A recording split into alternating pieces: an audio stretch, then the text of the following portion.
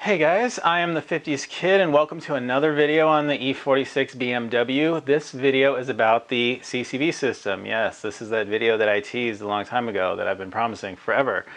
I'm going to completely replace the CCV system on my vehicle, but I'm going to do it in a different way than the other couple videos that are on YouTube. I'm going to remove the intake manifold to do this because I personally feel that it's so much easier to do it that way. The other videos on YouTube to show you how to do it without removing the intake manifold, and you're going to spend a couple hours trying to basically, you're going to be trying to fish this this assembly through the, you have to do it down here, the intake, because this thing is underneath the intake manifold basically. And when you get the old one out of there, you can cut the old one out. That's, it's kind of easy to break the old one and get it out. You break it here and get it out that way. But you got to fish this up through, and you got to go down and up and like that. And you're going to struggle for 2 hours, 2 or 3 hours doing it. People have. And in my opinion, you might as well just go the extra step and take the intake manifold off. You get access to so much more that way. You can actually replace your vacuum lines, which, by the way, you're going to do when you do this. So before you start this job, go out into your auto parts store and get about 2 feet of 1/8 inch vacuum line, and also get 3/8 inch, like 1 foot of 3/8 inch as well, to replace a couple other hoses. So we're definitely going to do that. Now, I should mention that there are 2 versions of the CCV system. There's this is the normal version, and then there's a cold weather version. The cold weather version, the oil separator is twice as thick as this. It's got extra plastic insulation on it, and you can see that this line is actually covered with some insulation. But in the cold weather system, all these lines are actually covered with insulation, including this one. This is the lower line, which runs from the bottom of the oil separator, runs back to the oil dipstick tube. This is actually the major point of failure on this system. It usually cracks right about here, because this is, this is where it's closest to the engine, and this is where it gets the hottest. When I bought my car, it had that, it was cracked there, and that's why it was idling rough when you first started it up. So that's a common failure. That's likely why you're doing this. I actually already have the cold weather version of this tube on my vehicle, so I'm going to keep that. I got that in the junkyard from somebody who had just done it on his car. I'm just going to keep it just because. But I figured the rest of the components, I didn't need the cold weather version because I'm here in Southern California. But if you live in a place where there are freezing temperatures, definitely go and get the cold weather version. And plus, taking the intake manifold off this way, it's so much easier to install that one, because if you're trying to fish that one up through, you got even less room. So it's really a pain. One other thing I do want to mention is, if you're going to take the intake manifold off, it would be good if you had compressed air just to blow out the intake ports if you do get any dirt falling down in them.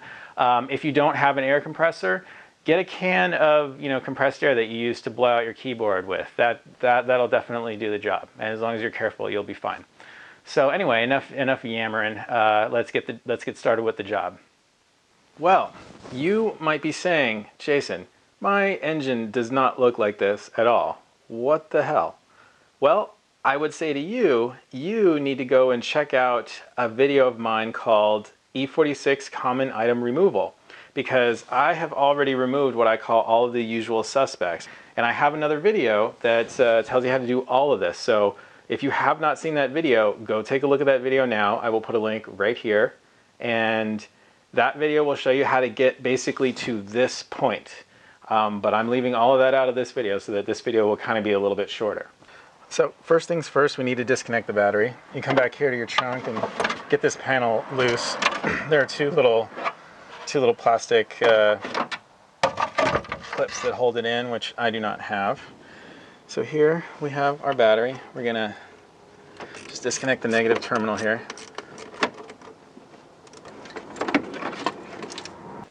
We can see that there's this cable running over top of the engine here. This is actually going to all of the coils. Now, I'm going to remove this just to get this cable out of the way. You don't have to remove it. You can kind of leave it here if you want to. It's just one more cable that's in the way. I mean, I suppose we could kind of tuck it up back here and everything, but it's just easy for me to remove it. I'm just going to do that. And then you can pull them out. There's one 8mm screw.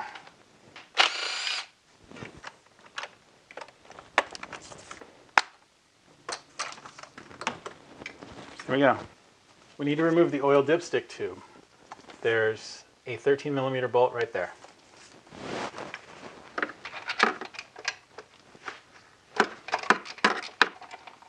It's going to come free now.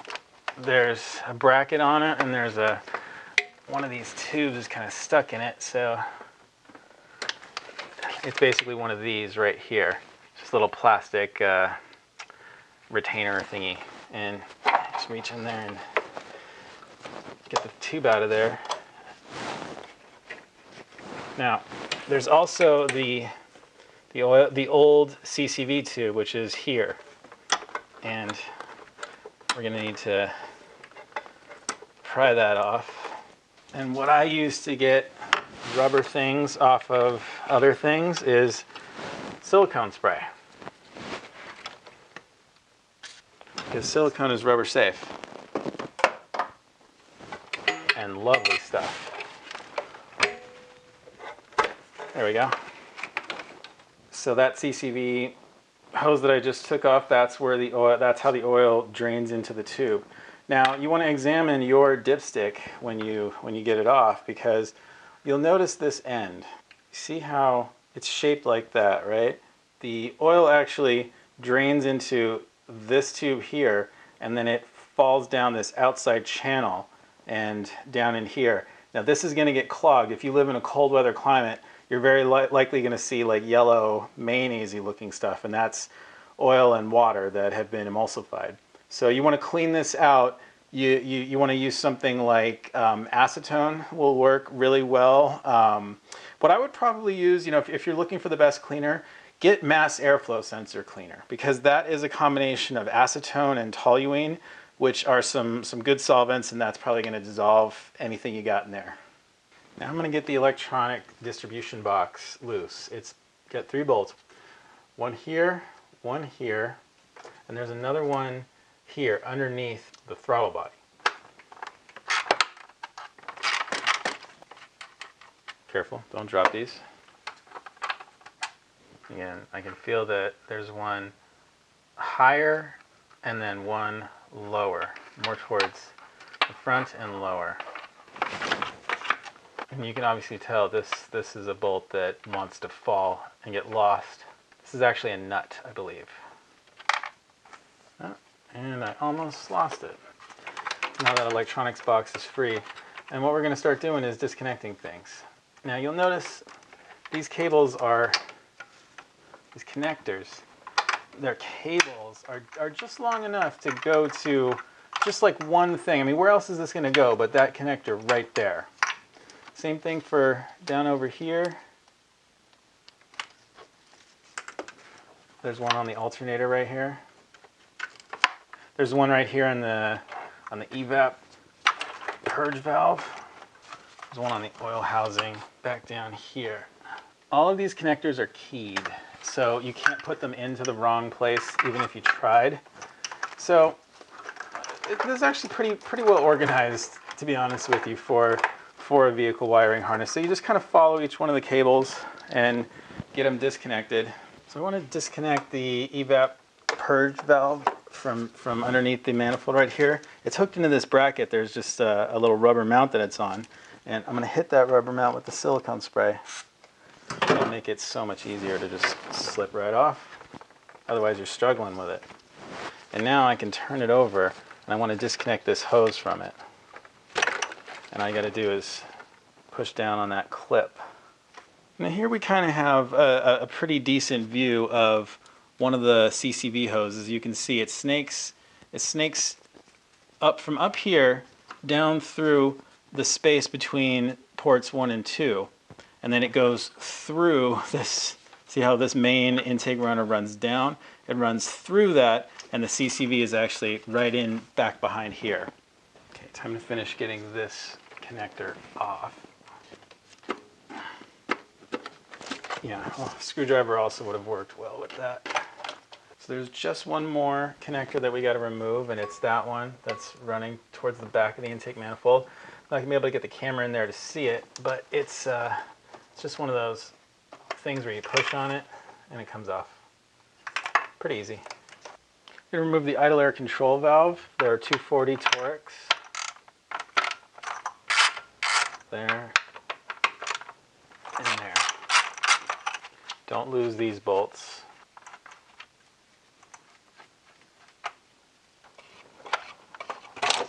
And you can see how dirty it is.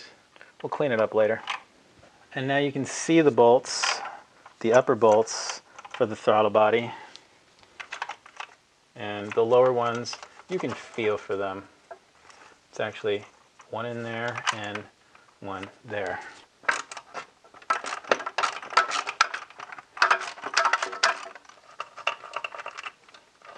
These ones are nice and long.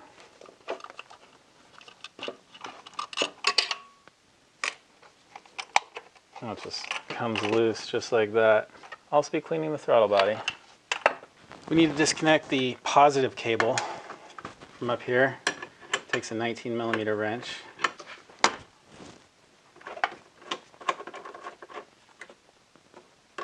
Remove the oxygen sensor wires and connectors. What I want to do is relieve the pressure in the fuel rail. This is the Schrader valve right here. This lets you test the fuel pressure. Let me get myself a shop rag and just a little flathead screwdriver. And while I'm covering the Schrader valve, I'm just going to press it in. Yeah, and there wasn't very much pressure. Sometimes there is, sometimes there isn't. The fact that we disconnected the battery actually relieved a lot of the fuel pressure. We need to take off the electrical connectors, and well, let me disconnect this connector here. The way you do this is there are these little metal clips that go around the electrical connector, and you basically have to pry the clip around the side and down. And if you get it far enough down, you should be able to basically it should pry off. These two are tricky because where the fuel rail mounts is actually right next to the injector right here, so you'll have to get them from the other side. So as you can see, I'm able to get that first connector off there. It's coming out from the rest of the spots. I think I'm actually going to take these out just like this because they're just kind of in the way. There's also this connector here. I think that's the intake air temperature sensor. And got most of these off. I think the one in the back's giving me trouble. There. Now, little electrical harness. There are 4 10mm bolts holding the fuel rail down.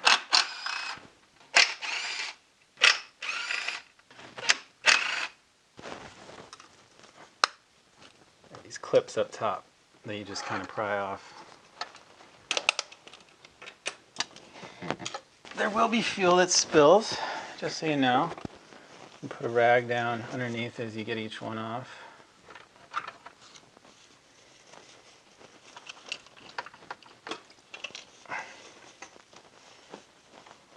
Somewhat more fuel than you expect sometimes, but that's what happens. Make sure you're doing it, in a well-ventilated area. If I pull the fuel rail up, you should be able to.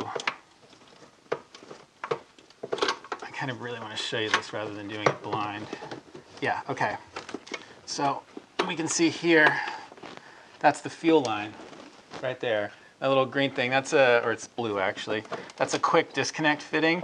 You can just push that down with your hand. Push that down in. You push the fuel rail down towards the line as you're doing that, down into the line. There.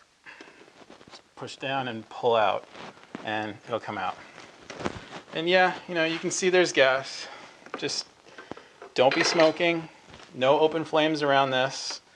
Open up your, right now I'm gonna go open my garage door and just let it air out for just a couple minutes. You see this line back here? It actually runs to that, the exhaust that exhaust valve that actually feeds fresh air into the exhaust so the catalytic converter can warm up when you first start up the engine. This is the vacuum line that actuates it, and it runs back here to the back of the intake manifold to a little solenoid switch. And it's actually really difficult to pull this line off. Chances are that yours is actually probably going to break right here. So if yours doesn't break, see, I've already replaced mine. It's really new, and it's actually pretty difficult to get off. If yours doesn't break, or you're having trouble with it, I recommend just cutting it, because that's why you got a new line, right? You know, you got some new line, and you're just going to replace it. So, I mean, I'll just do that. There. I don't care. I'll replace it. There is one more vacuum line that runs to the back of the intake manifold, and it's actually right here. Kind of just runs down here. If you're having trouble getting this line off, again, you can just cut it, but I think I can pull mine off. Yeah. And that, if memory serves, that is it for things that are hooked into the intake manifold.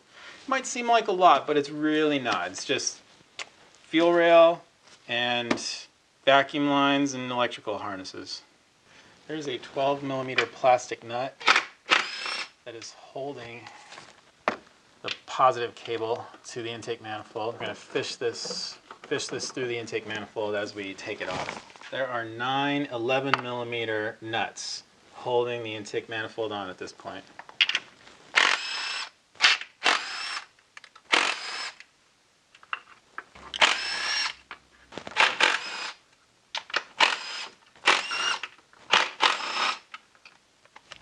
Last one manually.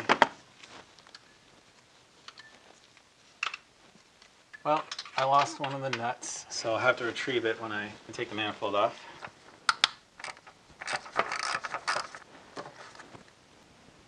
Better pick up these clips before I lose them or flick them off.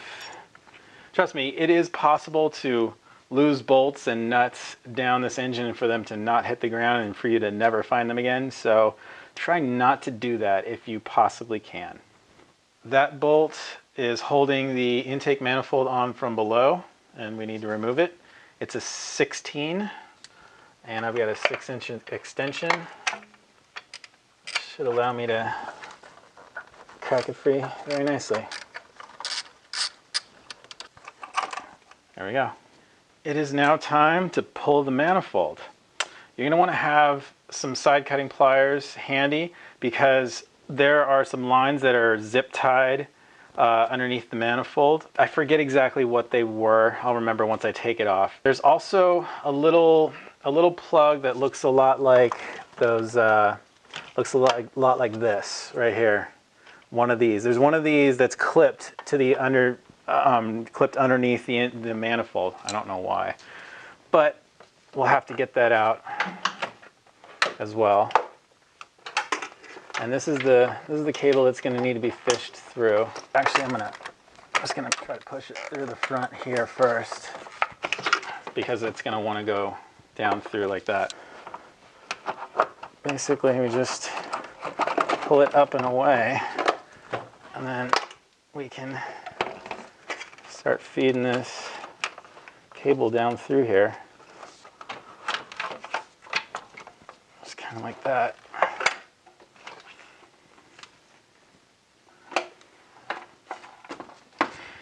Yeah, see these were zip tied, and I don't exactly remember what was.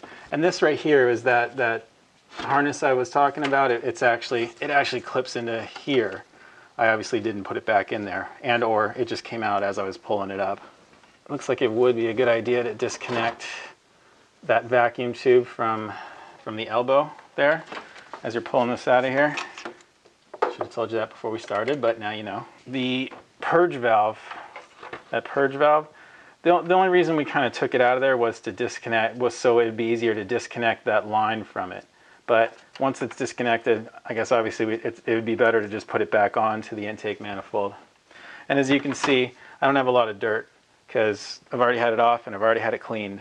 So one thing you want to do right away is just shove some shop rags into the intake ports here. you're very likely to have dirt. Don't worry about these rags. If you shove them down too far, you can always still get them out. The valves are right there, in case you didn't notice before. Some things that you can change now that you're here. The engine coolant temperature sensor is right here. Disconnect this. That's it. You just unscrews. I can see now that this is actually a connector for the engine grounds. I just want to get this just as far out of the way as I can. Because now that I have this all uncovered, I'm probably going to take my pressure washer and just clean this area here. Another thing that these were the plastic coolant hoses that I was talking about. Basically one here and one here. That's coolant and that's the heater. So you can replace those. So I'm going to clean the throttle body and I'm going to take the gasket out first. And I'm using throttle body and air intake cleaner to really dissolve a lot of the crud. In fact, I'm going to get some on my rag here.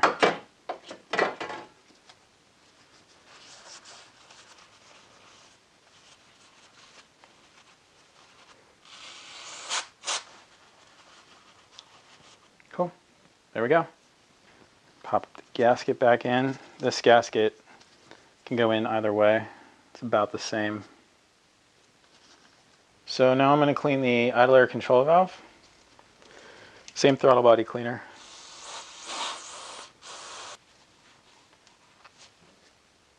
Cool. I'm also going to clean the fuel injectors, which I've pulled out of the intake manifold. You can see that there's quite a lot of crud here on the fuel injector. I'm just cleaning that off. It kind of doesn't really matter because the fuel comes out of there, but I'm just cleaning them anyway.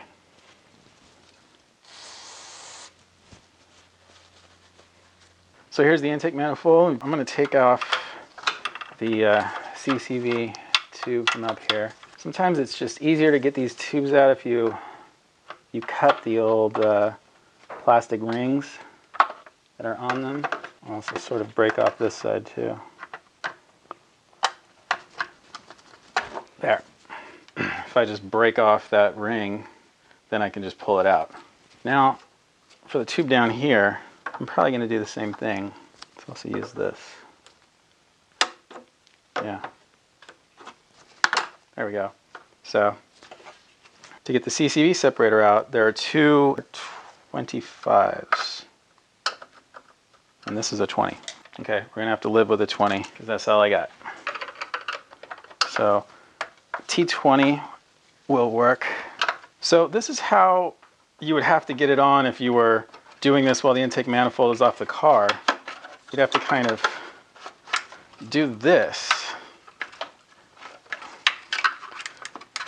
Just shove it down and through. Look at that, I broke it just getting it out, trying to get it out. See? That's the little passage you have to get it through right there in order to get it up and underneath the intake manifold through right here, through this opening. So first you got to go around through here and then up through under here. I mean, it's hard enough when this thing's off. By the way, this little rubber thingy here, if you don't have a hose going to this right here, then you've got this little plug and you're going to need to transfer this onto the new CCV oil separator. So there we go. Transfer that on. Now here's the thing about the oil separator and this tube. This confuses a lot of people. A lot of people, when they're doing this with the intake manifold still on, they'll come from above. They'll try to fish the tube through, which is possible. And then they'll try to come in here. They'll try to have the oil separator already here installed. And they'll try to snap this thing on right there. They'll try to snap it on. And it won't snap on because it's not a snap-on for whatever damn reason. Instead, you have to get it on. See how there's a little, you see how there's a little indent right there? Basically, you put it on there and then you twist it up into place. Actually, we kind of I believe, start this way. Start there, and then you twist it up into place. And that's supposed to be how it works. I don't know why. Perhaps they're just afraid it's going to pop out or something. But basically, you have to start with it on like that. And if you want to fish it through, the reason this is very difficult is because of this end right here. So you're going to spend a lot of damn time doing this. You can twist this and turn it in different ways. Let's take this off also to make it easier. And maybe if we try to fish it through this way and have it like already in place, now knowing that it twists and turns like that, and let's figure this out here. So if we get the CCV in that way, and if we start it with the hose downward, we can push it in, then we can twist this upward so that this end goes up in here like that, and eventually twists into place. Give it a test, make sure that it won't come off. And that is how you have to do it. So you can try to do that while this is still on the manifold, and hopefully this has given you some help towards that. Basically, I'll do it again. I'll twist this down, and that's how it comes out, okay? So if you're gonna do this with the manifold still on, this is how you need to start the tube. You're gonna have the oil separator in place. You're gonna basically feel for the right spot, and then when you're down there, you're gonna twist it up into place, and that locks it on. So I really hope that you have a good visual of how this is supposed to happen, because this is supposed to happen when the manifold is on like that, and you're supposed to do it half blind basically with it underneath the vehicle. But if you take almost everything off, it really is possible. But as long as you have an understanding, a visual understanding of what you're supposed to do. And once again, that's the way you got to start it, with it facing down like that. That's how you got to start it. So this part right here is just sort of facing. It's just sort of flat, horizontal, I should say. And you're just kind of pushing the hose on until it's on, and then we're going to twist it up into place. And that's it. Put those bolts back, screws back on.